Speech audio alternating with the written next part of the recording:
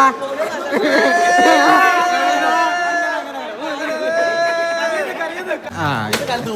ഇന്നത്തെ കളി നല്ല കളിയാണ്.